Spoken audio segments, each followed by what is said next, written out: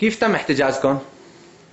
وقفتنا السيارة، نزلوا منا 3 شباب وقفونا قالوا لنا إذا بتريدوا إنه بدكم تطلعوا معنا وما تخافوا وامشوا، بس يعني ما تخافوا رح نعاملكم منيح وهيك، بس لأنه بدكم تساعدونا في سيرفيس بدنا نطالعه، بدكم تساعدونا بس لحتى نطالعه لهذا السيرفيس. كيف عاملكم الجيش الحر؟ كثير عاملنا منيح ويعني ما أذونا أبدا، واللي بدنا إياه عطونا إياه. انتوا شو رأيكم؟ كيف عملكم الجيش الحر؟ كمان عاملونا انه مثل اولادهم، كمان كان الشباب ما يعني يتعرض او يأذينا.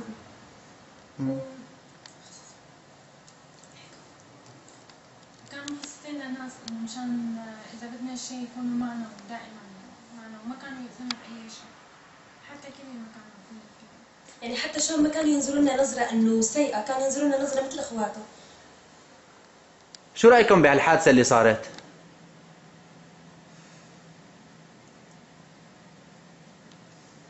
يعني بالنهاية نحن ساعدنا بشيء صار، انه طلعنا سيرفيس مخطوف، يعني هاي بيسعدنا هالشيء يعني.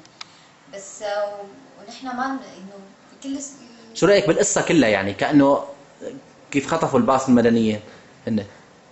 هلا هن بصراحة لما خطفونا كانوا كثير خجلانين من حالهم لما خطفونا يعني، بس كانوا مضطرين يعني بالنهاية انه في لهم سيرفيس مخطوف، بده يساووا اي شيء كرمال يطالعوا. شو كان سبب خطف السرفيس هذا؟ تبع الطرف الثاني تبعنا يعني سرفيسنا. خدمة إنسانية مشان نساعد هود الناس اللي مو عم يحكي عنها. إيه كانت خدمة إنسانية مشان نساعد والسرفيس الثاني ليش اتاخذ؟ نحن ما بنعرف ليش اتاخذ السيرفيس الثاني. هلا السرفيس الثاني اتاخذ لأنه في شخص عسكري نحن آسرينه، أو طرف معين من الجيش الحر آسره، فهن عم يطالبوا فيه عن طريق مدنيين، خطفوا مدنيين مقابل عسكري. تمام؟ شو رأيكم بالصورة اللي شفتوها والصورة اللي كان طابعها النظام بعائلكم؟ هلا نحن كنا بنعرف انه في جماعات مسلحة، هلا ما في، يمكن في ويمكن ما في، بس اللي بنعرفه انه في جماعات مسلحة عم تخرب هالبلد، يعني هيك اللي كنا بنعرفه نحن.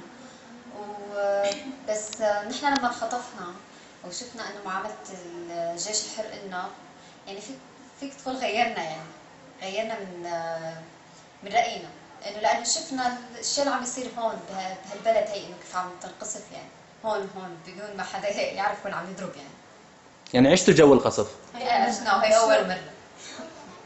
هي اول مرة بنشوف هيك. ما اول البيت اللي كنا فيه، البيت اللي حدنا انقصف، بس شظايا وصلت لحدنا.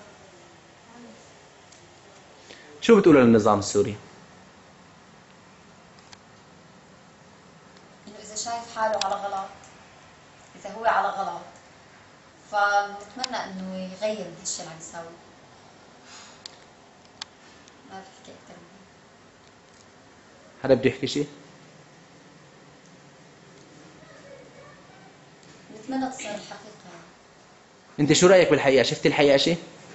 انت شفتي الحقيقه؟ هلا انا شفت اللي شفته هون، هذا اللي شفته. ايه شو شفتي هون؟ انه عم يضرب هون، يعني هي اللي شو شفتي فينا نحن جيش الحر؟ والله ما شفنا غير كل خير صراحة يعني.